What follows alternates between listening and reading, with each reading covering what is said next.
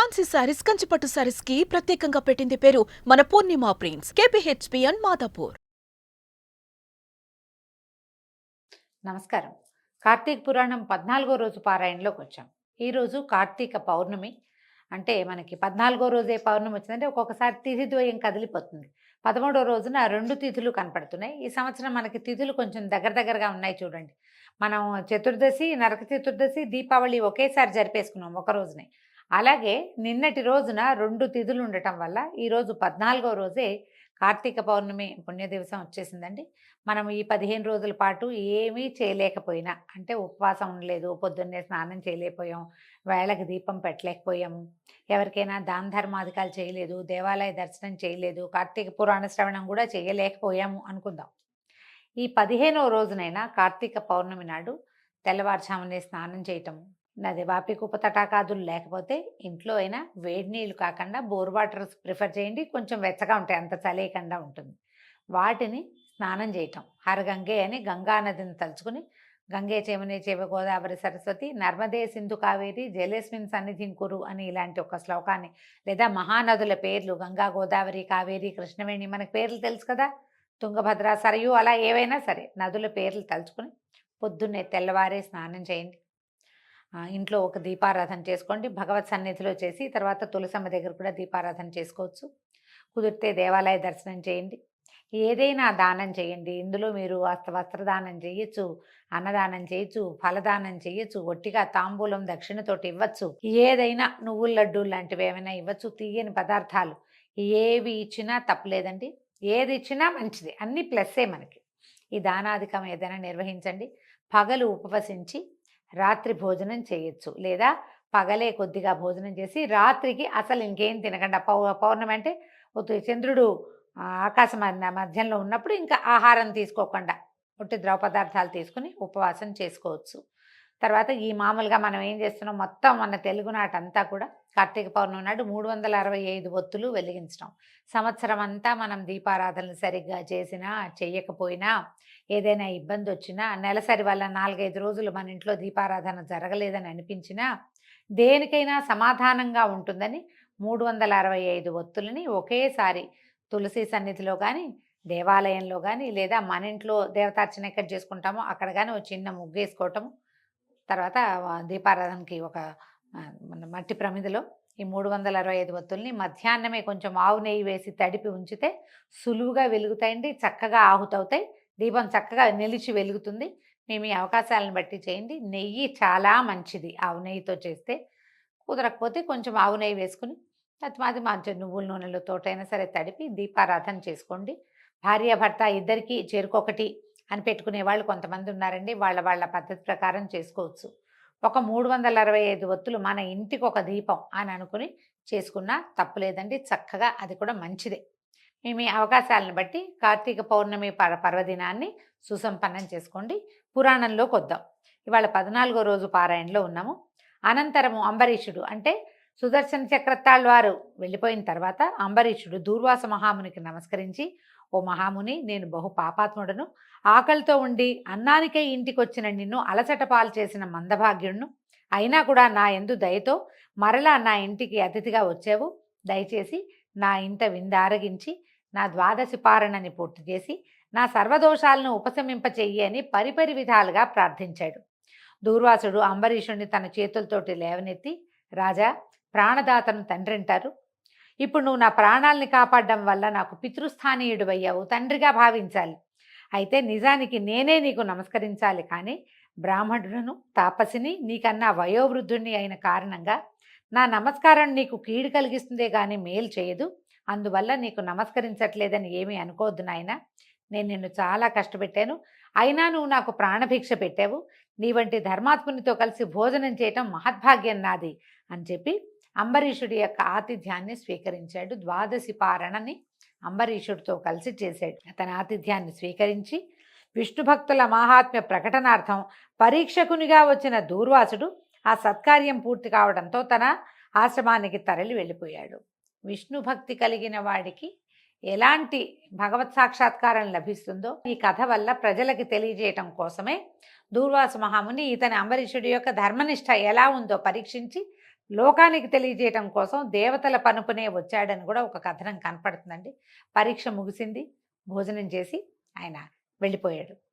కాబట్టి కార్తీక శుద్ధ ఏకాదశి నాడు ఉపవాస జాగరణలు చేసి, ద్వాదశి నాడు దానాదులను ఏదైనా దానం చేయటము, ఎవరికైనా భోజనం పెట్టటము, లేదా మోయనివ్వటము అంటే స్వయం పాకం ఇవ్వటము, దాన్ని అట్లా నిర్వర్తించి బ్రాహ్మణ సమేతుడై ద్వాదశి ఘడియలు దాటకుండా పారణం చేయటం వల్ల అన్ని పాపాలు అంతరించిపోతాయి.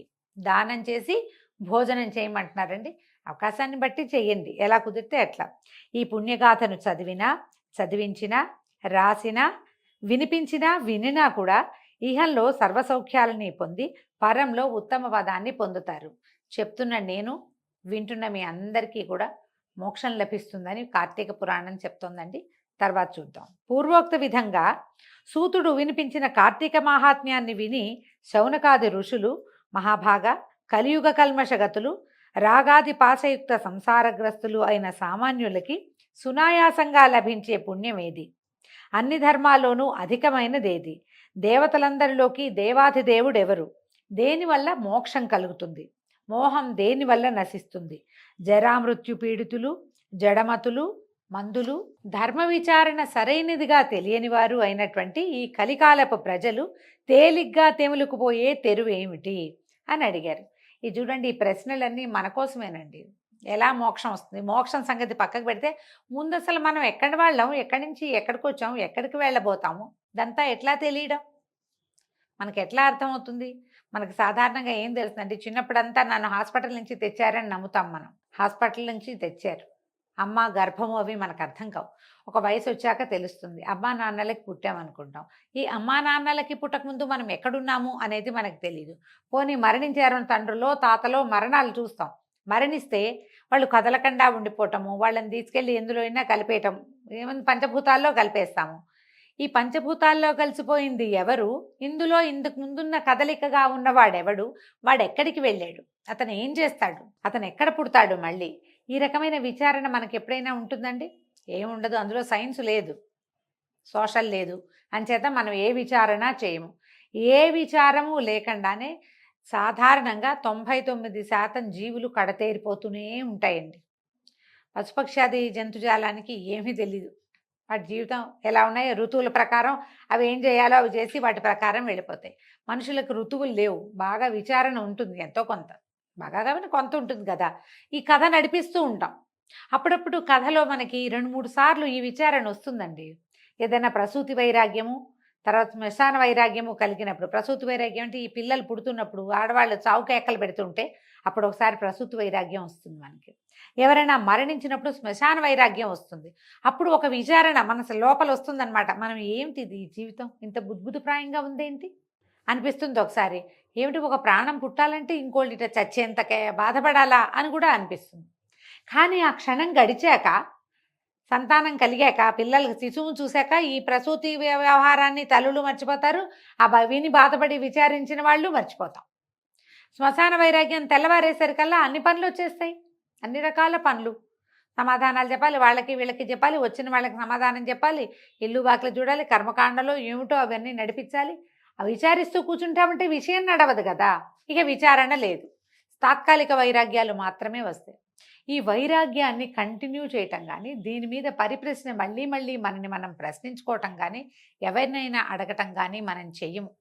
ఎప్పుడూ అత్యంత విషాదభరితమైన సంఘటనలు ఏవైనా జరిగినప్పుడు మనకి ప్రశ్నలు వస్తాయండి.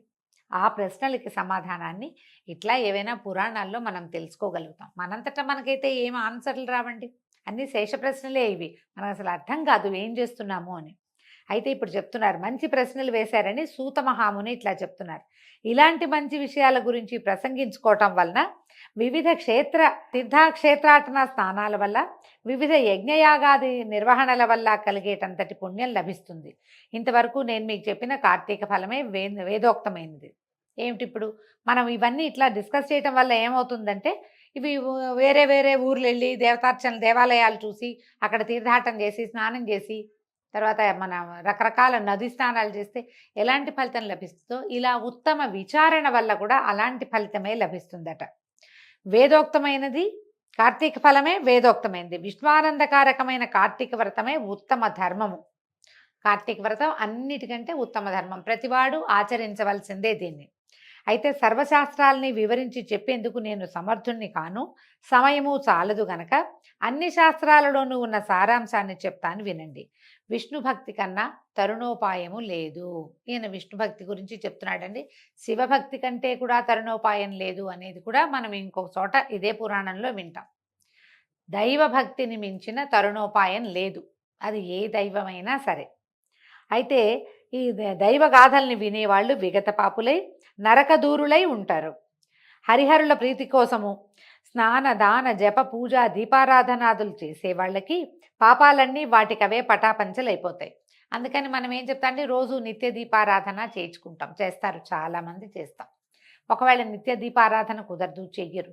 కార్తీకంలో ప్రత్యేకంగా దానము, దీపము, స్నానము ఇవే కదా విధులు కదా. కాబట్టి కనీసం ఈ కార్తీకంలో అయినా దీపారాధన చేసుకోవటం, ఇంట్లో కుదరకపోతే దేవాలయంలో దీపారాధన చేయి. దేవాలయానికి వెళ్ళలేకపోతే ఇంట్లో వాకిట్లోనో, తులసి దగ్గర, వీధి వాకిలి గుమ్మంలోనో, ఎలాగో దేవతార్చన దగ్గర చేస్తాం.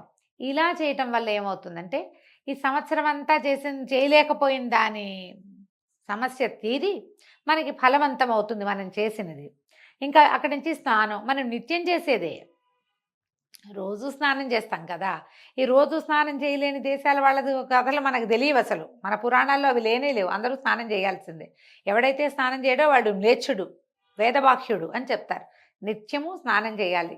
ఈ నిత్యం చేసే స్నానాన్ని ఏదో 8కో 9కో 10, 11కో కాకుండా ప్రాతకాలానికి ముందే గనక స్నానం చేసి, స్నానం చేశాక నువ్వు అలవాటుగా చేసేటువంటి దీపారాధనని తెల్లవారుజామునే సూర్యోదయాత్ పూర్వమే కనుక చేసేస్తే ఈ ఒక్క నెల రోజులు చెయ్యి, నువ్వు ఈ సంసార సాగరాన్ని దాటగలుగుతావు, సులువుగా ఈ కథని నడపగలుగుతావు. ఇది పనిచేస్తుంది. ఇది ఈ ధర్మం ఇలా నడుస్తుంది. రేపొద్దున ఫర్దర్గా ఇంకా సమస్యలు రాకుండా, జీవితం అంటేనే సమస్యలమయం కదా, ఇన్ని కెరటాలు రాకుండా ఏదో తేలికపాటి పిల్ల కెరటాల మధ్య ఉయ్యాలలుగుతూ జీవితం ముందుకెళ్ళిపోతుంది. అయితే సూర్యుడు తులారాశి యందుండే నెల రోజులు కూడా విడవకుండా కార్తీక వ్రతం ఆచరించే వాళ్ళు జీవన్ముక్తులవుతారు. కార్తీక వ్రతాన్ని చేయని వాళ్ళు కుల మత వయో లింగభేదరహితంగా అంధతామిశ్రం అనేటువంటి నరకాన్ని పొందుతారు. నరకాన్ని పొందుతామో పొందమో అది వేరే సంగతి అండి. పురాణంలో మాత్రం క్లియర్గా ఖచ్చితంగా మీరు ఇది తెలిసి, ఇది కార్తీక మాసం అని తెలిసి కూడా మీరు మాంసాహారం భోజనం చేస్తే నరకం తప్పదు. ఉల్లిపాయ తినకూడదు ఈ 4 పర్వదినాల్లో అయినా తిన్నాము, నరకం తప్పదు. స్నానం చేయాలని తెలుసు, లేచాం పొద్దున్నే ఏ ఫోనో చూసుకుంటూ కూర్చున్నాం, నరకం తప్పదు. అట్లా అన్నమాట. చేయవలసిన విధిని తెలిసి కూడా మానేస్తే తప్పకుండా నరకం వస్తుంది.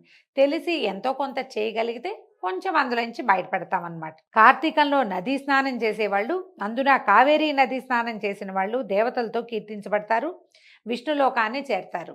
మనం గంగా, గోదావరి, కృష్ణ, ఎక్కడ తుంగభద్ర ఎక్కడైనా నదీ స్నానం చేయొచ్చండి. కావేరిలో చేసిన వాళ్ళు విష్ణు లోకాలకు చేరతారు.